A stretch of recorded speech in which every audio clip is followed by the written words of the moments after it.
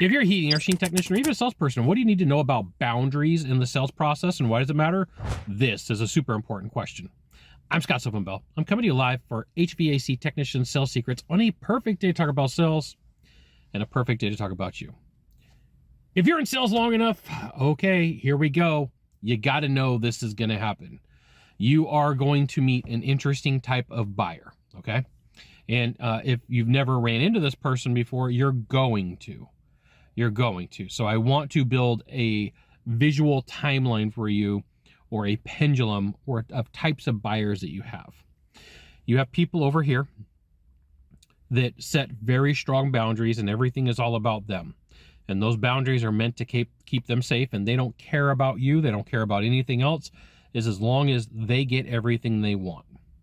Then you have people in the middle right here who are a hybrid, where they're pretty good at setting boundaries. You know, they're one of those people who will tell you what they're thinking, and there's sometimes you win, sometimes you lose. And then there's people all the way over here who have no boundary skills whatsoever, okay? And so when you're meeting with your buyer, with your client, one of the things you got to figure out is, what boundary game are they playing?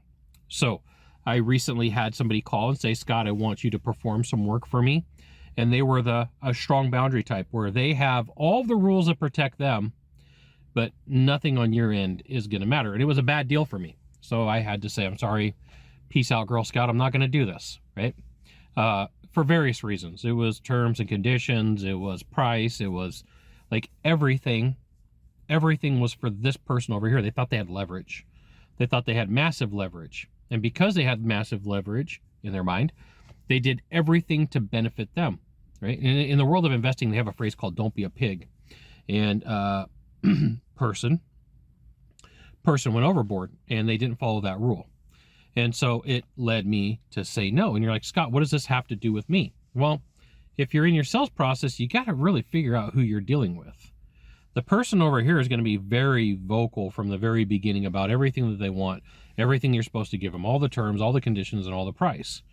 And what they're doing is they're testing your frame. They're testing to see what kind of pushback they're going to give you. And you need to know what you're going to do when you meet with this person who tells you how everything is going to be, and they want everything to happen their way. And this is why you should join my email list. I'll give you the goods.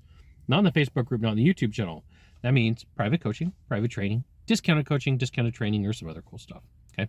You got the person in the middle, and that's like really, at the end of the day, probably one of the dream clients that you can have, because there's dialogue back and forth.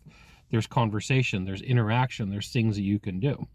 And that person may give you some pushback at some time. There may be times where you give them pushback, but there's an ebb and flow. There's a good feeling to the meeting. And you're like, Scott, but what about this person over here that's really passive? Well, there's a hidden danger with this person too. There really is. You get all the way over here to this person, and they're passive. There's a potential when you're on this side where somebody says, you took advantage of me. There's a potential on this side where they say, you didn't give me everything that I wanted, because they didn't speak up. And so it's very important over here on this end, when you're dealing with somebody who's more passive and builds less boundaries, to over communicate, but not to a point where you're talking to them like they're a 3-year-old. But, you know, it might take like you making some notes on your contract, on your arrangement, on your agreement, saying, these are the things that we talked about. These are the strategies that we did. These are the explanations that we had. This is what we went through, and this is why we did it. There you go. Know that you have to understand where the boundaries are and what you got to do.